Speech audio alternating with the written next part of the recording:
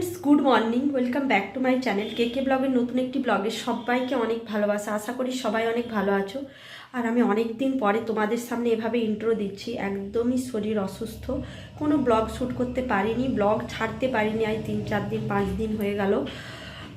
তো ঘুরে এসে ভীষণ ঠান্ডা লাগছে। প্রতিদিন রাত হলেই প্রচুর পরিমাণে কাশি শুরু হচ্ছে, কেসে কেসে যা খাচ্ছি সব বেরিয়ে যাচ্ছে বমি হয়ে। আর তোমাদের দাদাভাই 3-4 দিন রান্না করেছে, রান্নাঘরের অবস্থা একদম শোচনীয়। তো আজ একটু সুস্থ আছি। তো সকালবেলায় তো তোমরাকে দেখালাম, তোমাদের দাদাভাই ওই টিফিনটা বানিয়ে দিয়েছে, তো ওটা খেলাম। এরপর এই যে এখানে দুধ গরম করেছি। তো এখন প্রায় বেলা 10:30 বেজে গেছে। তো একটু দুধ, হরলিক্স আর বিস্কুট করে খাবো। দিয়ে রান্নাঘরটা ভাবছি আজকে একটু ডিপভাবে ক্লিন করব, মানে তো পুরোটা পারবো না, একটু হলেও করব। আর কিছু কাঁচা ধোয়া আছে, সেটা করতেই হবে, না নচে তার চলছে না। তোমাদের দাদাভাই মানে বাড়িতে থাকলে তো চলবে না, ওকে তো ডিউটিতে যেতে হবে। আর তোমাদের দাদাভাই তো বাড়িতে থাকলে চলবে না, ওকে তো ডিউটি যেতেই হবে। তাও এতদিন ওর ডিউটি ছুটি নিয়েছিল। আর আমি কতটা কি ব্লগ শেয়ার করতে পারবো জানি না। একটু একটু করে ব্লগ শেয়ার করব, মানে মেনলি আজকের দিনটা। কাল থেকে ফুললি মানে ব্লগ করব, এরকমই মনোভাব নিয়েছি। তো চলো আজকের ব্লগটা দেখতে থাকো, আশা করি ভালো লাগবে। আর প্রচুর ঠান্ডা লেগে গেছে, কেননা গাড়ির কাঁচ, এত দূর রাস্তা গেছি পুরোটাই গাড়ির, এত ঠান্ডাতে এত শীত পড়েছে বন্ধুরা, তাতেও আমার গাড়ির কাঁচ পুরো খোলা ছিল। কেননা ওই যে গাড়ি জার্নি আমার একদমই সহ্য হয় না। আমি ট্রেন জার্নি অনেক দূর পর্যন্ত করেছি, যখন আমি দিল্লিতে ওখানে পড়াশুনো করতাম, বা অনেক দূরে দূরে গিয়েছি, তখন আমি ট্রেনেই যেতাম। তো কিন্তু আমার গাড়ি জার্নি একদমই সহ্য হয়নি। ওখানে যেয়ে তো মানে এখানে এসে ঠান্ডা লেগেছে, ওখানে যেয়ে শরীর মানে মানে আরও গরম হয়ে গেছে, পেটে ব্যথা, তারপরে পটি হচ্ছিল, এইসব হচ্ছিল।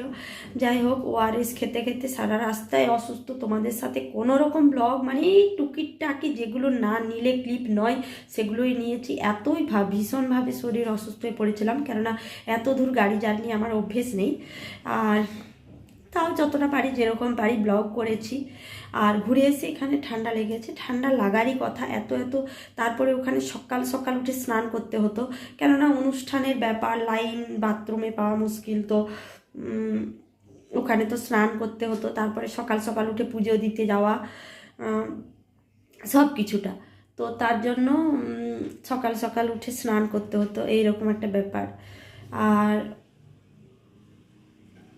এই জন্য ঠান্ডাটা প্রচুর পরিমাণে লেগে গেছে। আর চলো ব্লগটা দেখতে থাকো, আশা করি ভালো লাগবে। কি করি না করি সারাদিন দেখতে থাকো। তো একটু হরলিক্স খাবো। আর তোমাদের দাদাভাই এই হরলিক্সটা এনেছে। প্রতি বছর তোমাদের দাদাভাই 1 কিলো করে হরলিক্স আনে, কিন্তু ওই 500 করে খাওয়া হয় শীতকালটায়।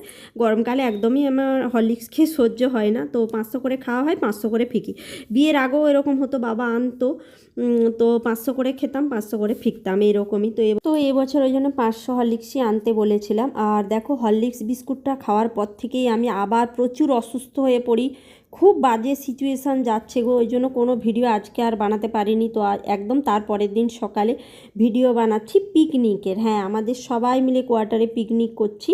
তো বিয়ের পরে এই প্রথম পিকনিক। আর বিয়ের আগেও মানে অনেক দিন পিকনিক হয়নি।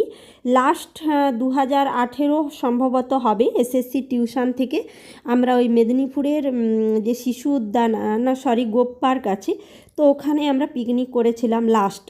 তারপর থেকে কোনো পিকনিক হয়নি, এবং তার আগেও 10 বছর আমি কোনো পিকনিক করেছি বলে মনে হয়নি। আর সকালে হয়েছিল ঘুগনি আর মুড়ি, আর দুপুরের মেনুতে ছিল ভাত, স্যালাড, চিকেন আর বাঁধাকপি দিয়ে মাছের মাথা দিয়ে তরকারি, আর ছিল চাটনি, 2টো করে গুড়ের গোল্লা ছিল, পাঁপড় ছিল, আর আইসক্রিম ছিল। এইগুলোই ছিল, মানে সাদামাটার উপরে খুব একটা খারাপ নয়। কিন্তু আমার যেহেতু শরীর খারাপ ছিল, আমি কিছুই করতে পারিনি, ওরাই সব কিছু করেছে। আসলে পিকনিক সবাই মিলে করলে ভালো লাগে, তাই না বন্ধুরা বলো? কিন্তু আমি সত্যিও কিছু করতে পারিনি। এই যে ঘুগনি দিয়ে মুড়ি খাবো, তো ঘুগনি দিয়ে মুড়িও আমাকে বেড়ে দিচ্ছে। কি করব বলো, শরীর অসুস্থ থাকলে কিছু করার নেই। তো তবে হ্যাঁ, এরা খুবই ভালো, আমাকে কেউ কিচ্ছু বলেনি। ওরাই সব কিছু করেছে।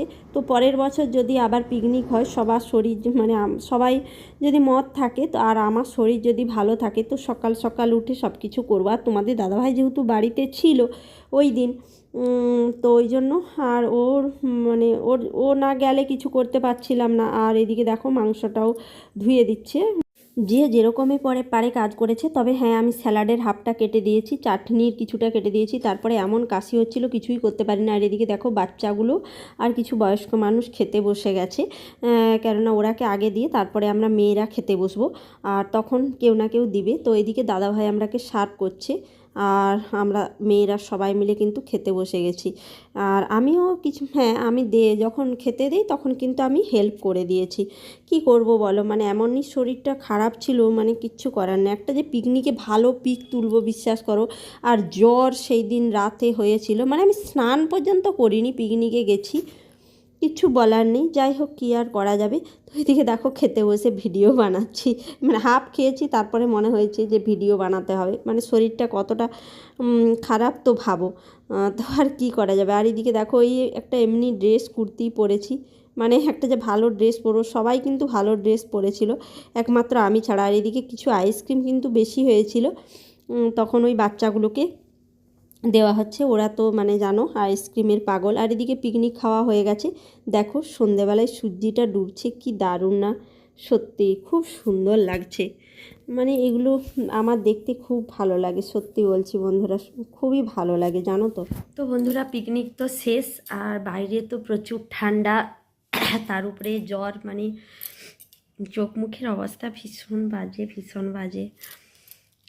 তো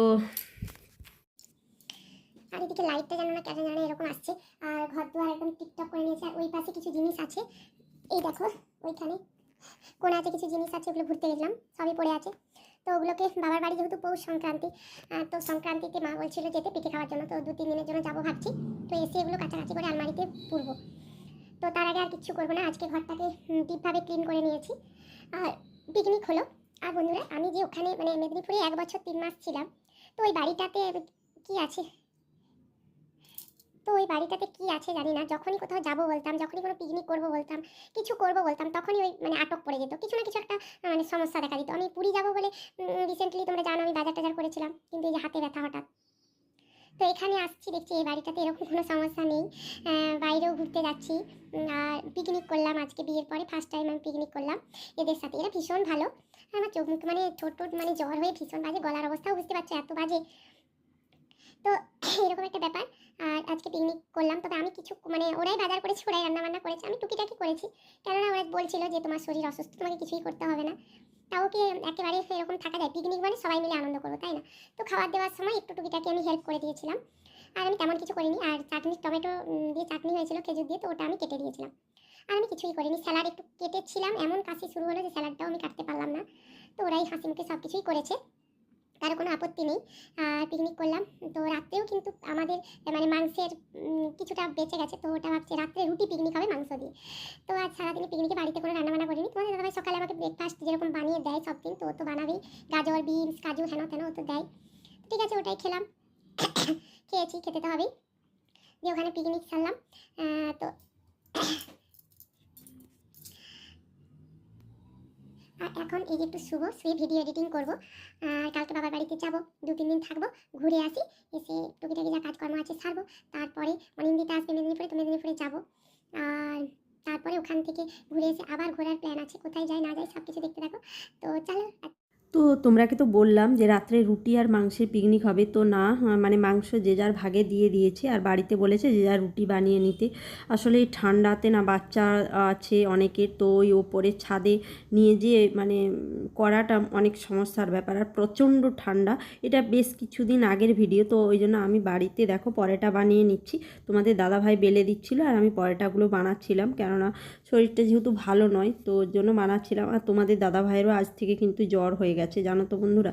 তো ঘি দিয়ে ঘরে বানিয়ে নিচ্ছি একটু পরোটা, তো এই পরোটা আর ওই মাংস দিয়ে আজকে খাওয়া হবে। তো বন্ধুরা তাহলে আজকের ভিডিওটা এই পর্যন্তই রাখলাম, আর ভিডিওটি ভালো লাগলে প্লিজ একটি like comment share and subscribe করে দেবে। দেখা হচ্ছে নেক্সট কোনো ব্লগে, ততক্ষণের মতো সবাই সুস্থ থাকবে, সাবধানে থাকবে।